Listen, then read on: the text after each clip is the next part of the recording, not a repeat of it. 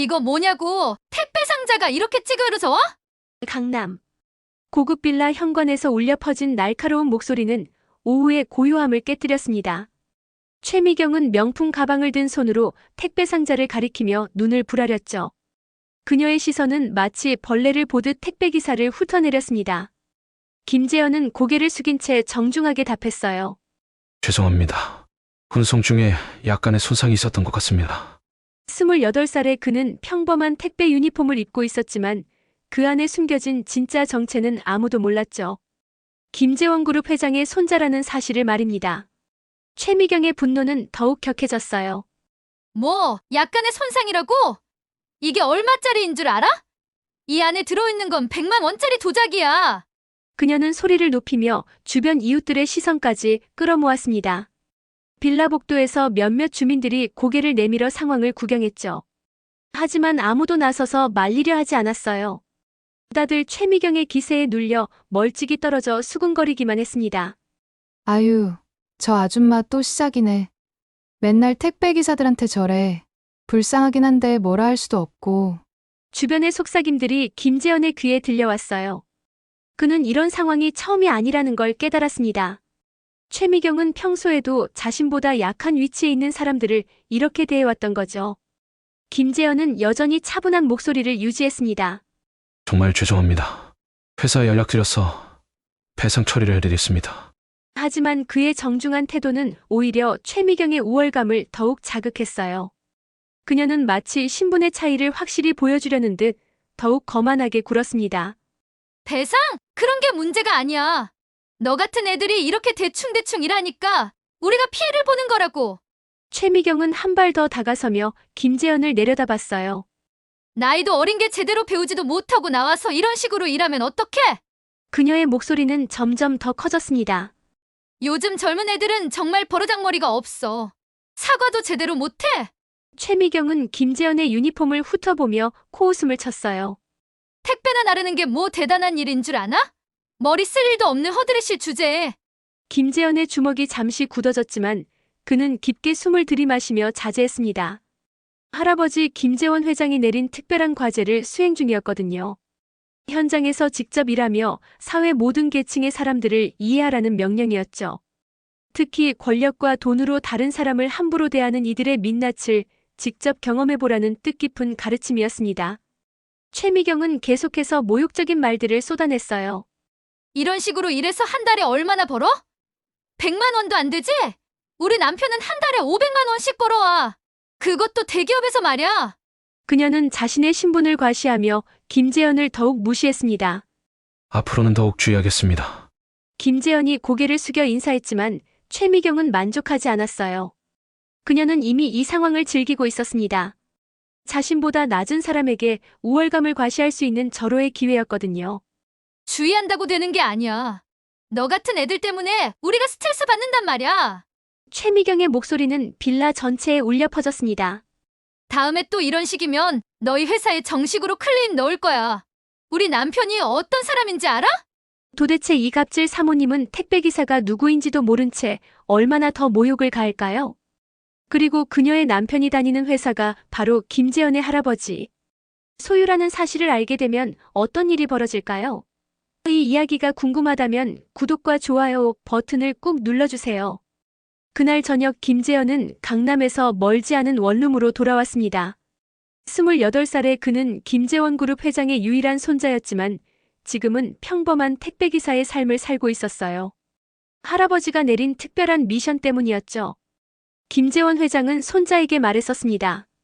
재현아, 진짜 리더가 되려면 밑바닥부터 경험해야 한다. 사람들이 어떻게 살아가는지, 특히 힘없는 사람들이 어떤 대우를 받는지 직접 느껴봐야 해. 그래서 김재현은 가명을 쓰고 택배회사에 취업했던 거예요. 처음 한 달간은 단순히 힘든 육체 노동에만 집중했어요.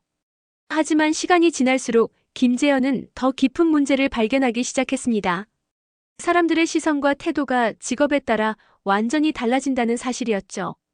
고급 아파트나 빌라에 갈수록 그 차이는 더욱 극명했습니다. 오늘 만난 최미경 같은 사람들이 그 대표적인 예였어요. 그녀는 김재현을 한 번도 같은 인간으로 대하지 않았습니다. 그저 자신보다 낮은 계층의 사람 함부로 대해도 되는 존재로만 봤죠. 김재현은 샤워를 하면서도 오늘 있었던 일이 머릿속을 맴돌았어요.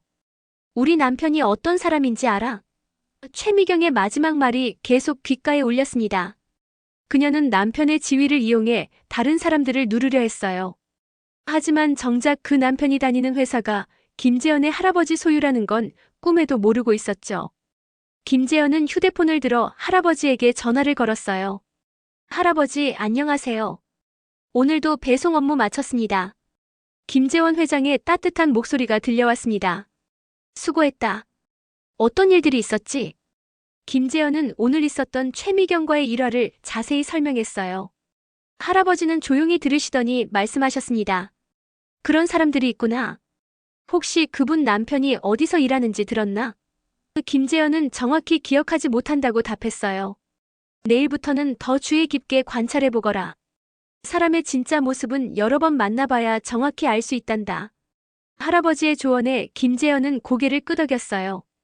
그리고 내일 또 그 빌라에 배송이 있다는 사실을 떠올렸습니다. 최미경이 주문한 또 다른 택배가 있었거든요. 김재현은 내일은 어떤 일이 벌어질지 궁금했습니다. 그리고 동시에 각오를 다졌어요. 할아버지의 가르침대로 끝까지 인내하며 사람들의 민낯을 제대로 관찰해보겠다고 말이죠. 그날 밤 김재현은 오랫동안 잠들지 못했어요. 오늘 겪은 모욕들이 계속 떠올랐고 동시에 자신이 누구인지 밝히고 싶은 유혹도 강했습니다. 하지만 그는 참았어요. 이 경험이 자신을 더 나은 리더로 만들어줄 거라는 믿음 때문이었죠. 다음 날 오후 김재현은 다시 최미경의 집 앞에 서 있었습니다. 이번에는 그녀가 온라인으로 주문한 화장품 세트를 배달하러 왔어요. 배를 누르자 익숙한 목소리가 들려왔습니다. 또 너야? 어제 그 일 처리는 제대로 됐어? 김재현은 정중하게 답했습니다. 네, 회사에 보고 드렸고 처리 중에 있습니다. 오늘은 새로운 택배를 가져왔습니다. 문이 열리자 최미경이 나타났어요. 그녀는 어제보다도 더 불쾌한 표정을 짓고 있었습니다. 새로운 택배라고? 또 엉망으로 가져온 거 아니야? 최미경은 택배를 받기도 전에 벌써 불평을 쏟아냈어요. 김재현이 정성스럽게 포장된 상자를 내밀자 그녀는 꼼꼼히 검사하기 시작했습니다. 마치 흠을 찾기 위해 애쓰는 것 같았어요. 이게 뭐야? 테이프가 삐뚤어져 있잖아. 최미경은 정말 사소한 부분까지 트집을 잡았습니다. 너희 회사는 포장 교육도 제대로 안 시키나? 이런 식으로 일하면서 돈 받을 생각을 해? 김재현은 속으로 깊은 한숨을 내쉬었어요. 테이프의 각도가 조금 틀어진 것뿐인데 마치 큰 잘못이라도 저지른 것처럼 호들갑을 떨고 있었습니다. 죄송합니다. 다음부터는 더욱 신경 쓰겠습니다. 다음부터는? 지금도 문제인데 다음이 어디 있어? 최미경의 목소리가 점점 커졌어요. 너 정말 성의가 없구나. 어제 사과한다고 했으면서 또 이런 식이야? 그녀는 김재현을 마치 하급자를 다루듯 꾸짖었습니다. 주변에서 지켜보던 이웃들이 또다시 고개를 내밀었어요. 하지만 여전히 아무도 말리려 하지 않았습니다. 오히려 몇몇은 구경거리를 즐기는 듯한 표정이었죠. 최미경의 갑질이 일상이 되어버린 이 동네에서는 이런 광경이 특별할 것도 없었어요. 아유, 저 아줌마 오늘도 시작이네. 택배 오는 날마다 저래. 정말 불쌍해. 그래도 뭐라 할 수는 없지. 무서워서. 김재현은 주변의 수군거림을 들으며 이 상황의 심각성을 더욱 깨달았어요. 최미경 같은 사람들 때문에 얼마나 많은 선량한 사람들이 고통받고 있는지 말이죠. 최미경은 계속해서 김재현을 질책했습니다. 너 몇 살이야? 나보다 훨씬 어리겠지? 그런데 어른한테 이런 식으로 일을 해? 그녀는 나이를 이용해 김재현을 더욱 깔보려 했어요. 요즘 젊은 애들은 정말 예의가 없어. 부모가 어떻게 키웠는지 궁금하다. 이때 김재현의 참을성이 한계에 달했어요. 자신에 대한 모욕은 참을 수 있었지만 부모에 대한 언급은 다른 문제였습니다. 하지만 그는 여전히 자제했어요. 할아버지의 가르침을 떠올리며 깊게 호흡했습니다. 정말 죄송합니다. 앞으로는 이런 일이 없도록 하겠습니다. 김재현의 정중한 태도는 변하지 않았어요. 하지만 그의 내면에는 분노와 함께 다른 감정도 자라고 있었습니다. 언젠가는 이런 갑질을 당하는 사람들을 위해 무언가 해야겠다는 다짐이었죠. 그날 저녁 김재현은 평소보다 더 무거운 발걸음으로 집에 돌아왔습니다. 이틀 연속으로 최미경에게서 당한 모욕들이 마음에 깊이 박혀 있었어요. 샤워를 마치고 거울을 보니 지친 자신의 모습이 보였습니다. 김재현은 자신에게 질문했어요. 정말 이렇게까지 참아야 할까? 신분을 밝히면 당장 모든 게 해결될 텐데 굳이 이런 굴욕을 견뎌야 하는 이유가 있을까 싶었습니다. 하지만 동시에 할아버지의 말씀이 떠올랐어요. 진짜 리더십은 권력이 아니라 인내에서 나온단다. 힘이 있을 때 보여주는 관용은 진짜 관용이 아니야. 정말 무력할 때도 품위를 잃지 않는 게 진정한 인품이지. 김재원 회장의 이런 가르침 때문에 김재현은 계속 참고 있었어요. 하지만 마음 한구석에서는 복수에 대한 생각도 자라고 있었습니다. 언젠가 최미경이 자신의 진짜 정체를 알게 되면 어떤 표정을 지을까 상상하며 쓴웃음을 지었어요. 다음 날 아침 김재현은 택배회사에 출근했어요. 동료들과 함께 차에 택배를 싣고 배송 준비를 하는데 선배 기사가 말을 걸었습니다. 재현아, 요즘 힘들어 보이는데 괜찮아? 네, 괜찮습니다. 김재현은 억지로 미소를 지었어요. 하지만 선배는 눈치를 챘습니다. 혹시 고객 때문에 스트레스 받나? 이 일하다 보면 정말 별의별 사람 다 만나게 되거든. 선배의 말에 김재현은 고개를 끄덕였어요. 네, 조금 그런 게 있긴 합니다. 선배는 경험담을 들려줬습니다. 나도 처음엔 힘들었어. 특히 잘 사는 동네 갈 때마다 기가 죽곤 했지. 그런데 이거 알아? 그런 사람들 대부분은 자기도 모르게 그렇게 행동하는 거야. 자기도 모르게요? 김재현이 궁금해하자 선배가 설명했어요. 응. 사회적 지위나 경제력으로 사람을 판단하는 게 너무 자연스러워진 거지. 그래서 우리 같은 사람은 자동으로 무시하게 되는 거야. 악의가 있어서가 아니라 그냥 습관처럼. 선배의 말은 김재현에게 새로운 관점을 제공했어요. 최미경의 행동이 단순한 성격 문제가 아니라 사회 구조적인 문제일 수도 있다는 생각이 들었습니다. 하지만 동시에 그것이 갑질을 정당화하는 이유는 될 수 없다고도 생각했어요. 오후가 되자 김재현은 또다시 최미경의 집으로 향해야 했어요. 이번 주에만 벌써 3번째였습니다. 그녀는 온라인 쇼핑을 자주 하는 편이었고 그때마다 김재현이 담당 구역이라 배송을 맡게 되었죠. 빌라 앞에 도착하자 김재현은 잠시 망설였어요. 오늘도 또 모욕을 당할 텐데 정말 이대로 참아야 할까 싶었습니다. 하지만 그는 마음을 다잡았어요. 이 모든 경험이 자신을 성장시킬 거라고 믿으며 배를 눌렀습니다. 또 왔네. 최미경의 목소리에는 이미 짜증이 섞여 있었어요. 문이 열리자 그녀가 팔짱을 끼고 김재현을 노려봤습니다. 이번엔 또 뭘 잘못 가져온 거야? 김재현은 깊게 숨을 들이마셨어요. 오늘은 어떤 일이 벌어질지 예상할 수 없었지만 한 가지는 확실했습니다. 언젠가 진실이 밝혀질 때까지 자신은 계속 인내할 거라는 것이었죠. 이번엔 또 뭔 문제야? 최미경이 택배 상자를 받자마자 까다롭게 검사하기 시작했어요. 김재현은 오늘만큼은 완벽하게 준비했다고 생각했는데 그녀는 여전히 불만을 찾아냈습니다. 배송 시간이 늦었잖아. 나 오후 2시에 받는다고 했는데 지금 몇 시야? 김재현이 시계를 보니 오후 2시 10분이었어요. 겨우 10분 늦었을 뿐인데 최미경은 마치 몇 시간 늦은 것처럼 호들갑을 떨었습니다. 죄송합니다. 교통체증 때문에 조금 늦었습니다. 교통체증? 그럼 미리 출발했어야지. 최미경의 목소리가 빌라 전체에 울려 퍼졌어요. 너희는 왜 이렇게 시간 약속을 지킬 줄 모르는 거야? 이러니까 택배 일이 하급 직업이라고 하는 거야. 하급 직업이라는 말에 김재현의 표정이 굳어졌어요. 모든 직업은 소중하고 존중받아야 한다고 생각했는데 최미경은 직업의 귀천을 나누며 사람들을 차별하고 있었습니다. 직업에는 귀천이 없다고 생각합니다. 뭐?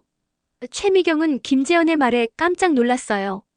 지금까지 얌전히 사과만 하던 택배기사가 갑자기 반박을 한 거였죠. 너 지금 나한테 말대답하는 거야? 그녀의 얼굴이 붉어지기 시작했어요. 김재현은 자신도 모르게 내뱉은 말을 후회했지만 이미 늦었어요. 최미경의 분노가 폭발하기 시작했습니다. 아니, 이게 뭐야? 택배나 나르는 주제에 나한테 훈계를 해? 내가 뭔데? 죄송합니다. 제가 말이 과했습니다. 김재현이 고개를 숙였지만 최미경은 멈추지 않았어요. 오히려 더욱 격분했습니다. 과한 정도가 아니야. 너 지금 완전히 건방진 거야. 그때 최미경의 휴대폰이 울렸어요. 남편인 최 부장에게서 온 전화였습니다. 여보, 지금 뭐해? 최 부장의 목소리가 스피커폰으로 들렸어요. 최미경은 전화를 받으며 김재현을 째려봤습니다. 아니, 지금 택배기사가 나한테 말대답을 해서 혼내는 중이야. 최미경이 남편에게 상황을 설명하자 최 부장의 목소리가 들려왔어요. 뭐? 그런 놈이 있어? 당장 회사에 신고해버려. 내가 아는 사람한테 부탁해서 그 회사랑 거래 끊게 할 수도 있어. 김재현은 최 부장의 말을 들으며 씁쓸한 미소를 지었어요. 권력을 이용해 약자를 누르려는 전형적인 갑질이었습니다. 하지만 정작 그들은 김재현이 누구인지 그리고 최 부장이 다니는 회사가 누구 소유인지 전혀 모르고 있었죠. 그래, 여보가 맞아. 이런 건방진 놈은 확실히 혼내줘야 해. 최미경은 남편의 말에 힘을 얻어 더욱 거세게 김재현을 몰아붙였어요. 너 이름이 뭐야? 사원번호는? 당장 신고할 거야.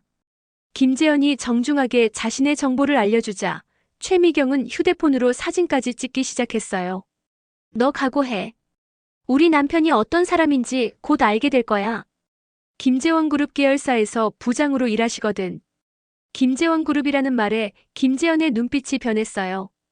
드디어 최 부장이 자신의 할아버지 회사 직원이라는 사실이 확인된 거였습니다.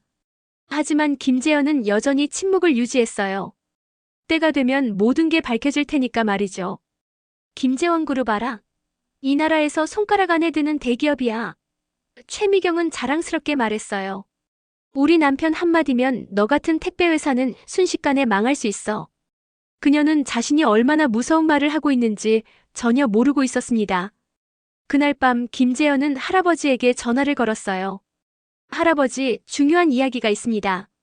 김재원 회장은 손자의 진중한 목소리를 듣고 관심을 가졌습니다. 무슨 일이야? 김재현은 최미경과 최 부장에 대한 모든 이야기를 자세히 설명했어요. 특히 최 부장이 김재원 그룹 계열사 직원이라는 사실과 권력을 이용해 갑질하려 한다는 부분을 강조했습니다. 흥미롭구나. 김재원 회장의 목소리에 묘한 감정이 섞여 있었어요. 최 부장이라고 했지? 어느 계열사에서 일한다고 했나? 김재현이 들은 내용을 그대로 전하자 할아버지는 잠시 생각에 잠겼습니다. 내일부터는 좀 더 적극적으로 임해보거라. 할아버지의 말에 김재현이 의아해했어요. 어떤 뜻이신가요? 김재원 회장은 의미심장하게 웃으며 답했습니다. 곧 알게 될 거다. 일단 내일도 평소처럼 배송을 가보거라. 다음 날 아침 김재현은 평소보다 일찍 회사에 도착했어요. 그런데 택배회사 사장이 직접 그를 찾아왔습니다. 김재현 씨, 오늘 특별한 배송건이 있어요. VIP 고객이라서 각별히 신경 써서 배송해주세요. VIP 고객이요? 김재현이 궁금해하자 사장이 설명했어요. 김재원 그룹에서 특별히 요청한 건이에요. 강남 쪽 고급 빌라로 배송하는 거라서 실수 없이 해주세요. 김재현은 내심 놀랐어요. 할아버지가 무언가 계획을 세우고 계신 것 같았거든요. 오후가 되자 김재현은 익숙한 최미경의 집 앞에 섰어요. 하지만 오늘은 뭔가 달랐습니다. 평소보다 더 많은 택배 상자들이 있었고 모두 김재원 그룹 로고가 선명하게 새겨져 있었어요. 벨을 누르자 최미경이 나타났어요.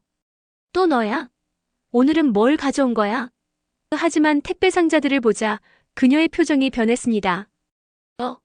이거 우리가 주문한 게 아닌데? 김재원 그룹에서 보낸 특별 배송입니다. 김재원이 말하자 최미경의 눈이 커졌어요. 김재원 그룹이라고? 우리 남편 회사에서? 그녀는 급히 휴대폰을 꺼내 남편에게 전화를 걸었습니다. 여보, 김재원 그룹에서 택배가 왔는데 이게 뭐야? 그 전화 너머로 최 부장의 당황한 목소리가 들렸어요.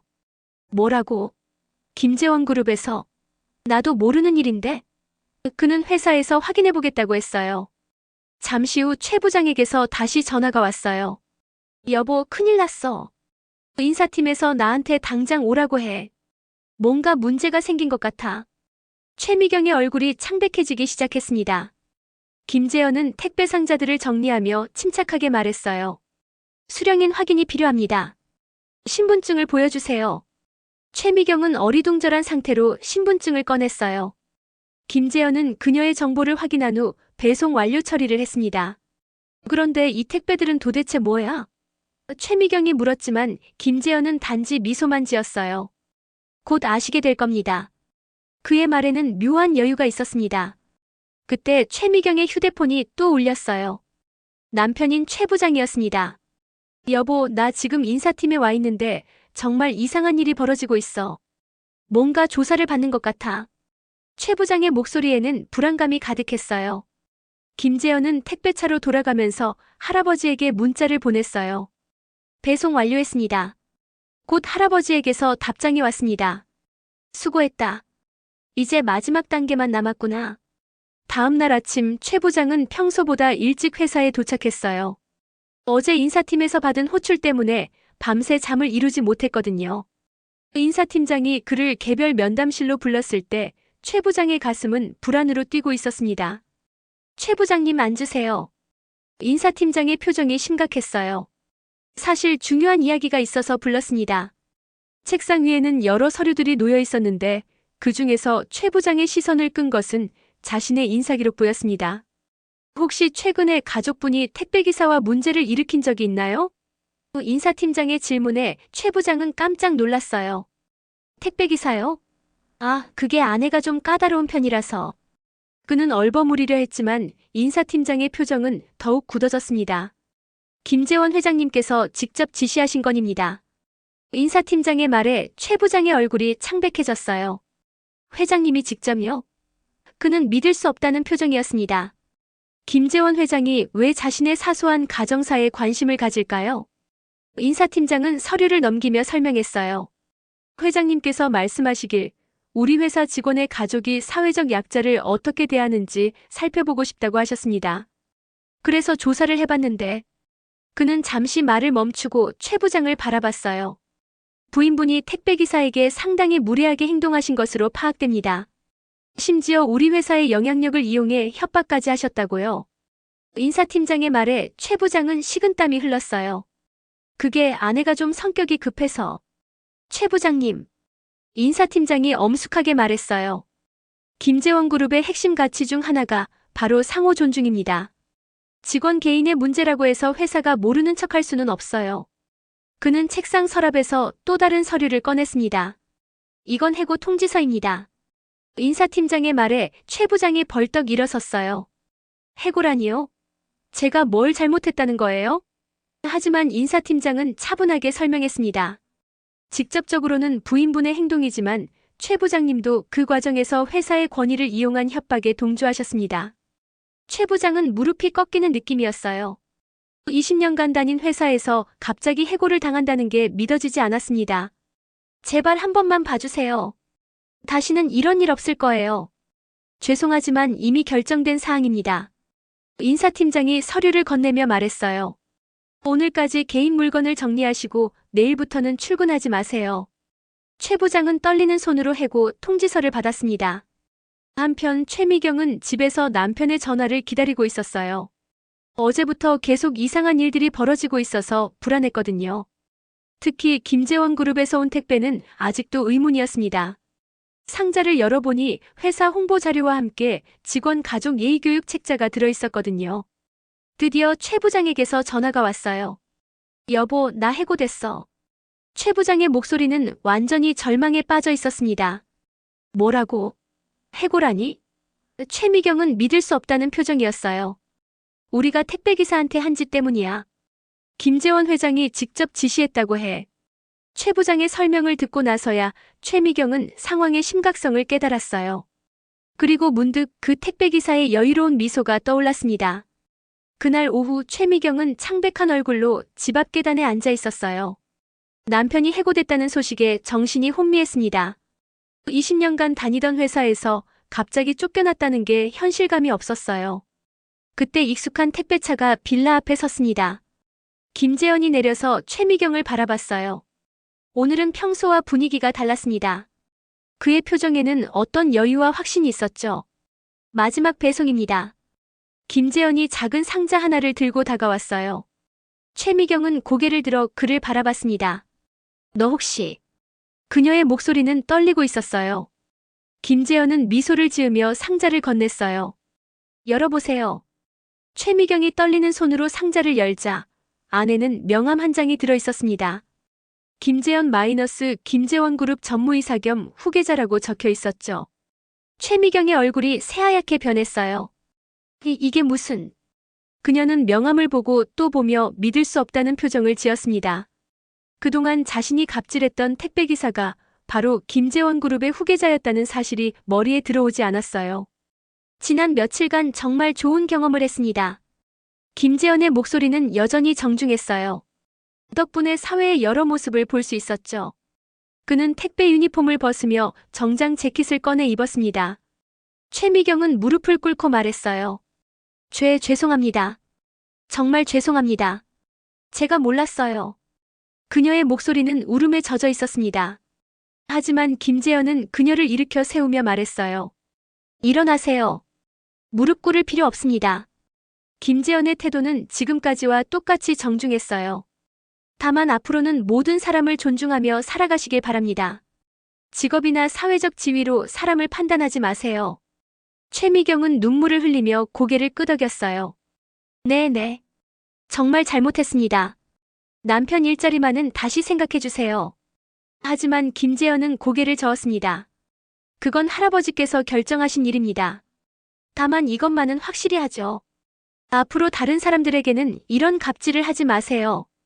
김재현은 택배차에 오르며 마지막으로 말했어요. 모든 직업은 소중하고 모든 사람은 존중받을 자격이 있습니다. 택배차가 사라진 후 최미경은 한동안 그 자리에 서 있었어요. 자신이 얼마나 어리석었는지 그리고 얼마나 많은 사람들에게 상처를 줬는지 깨닫는 순간이었습니다. 며칠 후 동네 사람들은 최미경이 완전히 달라진 모습을 보게 됐어요. 택배기사나 배달원들에게 정중하게 인사하고 항상 감사하다는 말을 잊지 않았죠. 비록 남편은 직장을 잃었지만 그녀는 더 소중한 것을 얻었습니다. 사람을 사람으로 대하는 진정한 인간성을 말이죠. 김재현은 이 경험을 통해 할아버지의 가르침을 깊이 이해하게 됐어요. 진정한 리더십은 권력이 아니라 모든 사람을 존중하는 마음에서 나온다는 것을 말입니다. 그리고 그는 앞으로 김재원 그룹을 이끌어갈 때 이 교훈을 절대 잊지 않기로 다짐했어요. 모든 사람은 존중받을 자격이 있고 진정한 품격은 약한 사람을 어떻게 대하느냐에서 드러난다는 교훈을 남기며 이야기는 마무리됩니다. 이런 뜻깊은 이야기가 마음에 드셨다면 구독과 좋아요로 응원해주세요. 여러분의 소중한 댓글도 기다리고 있습니다.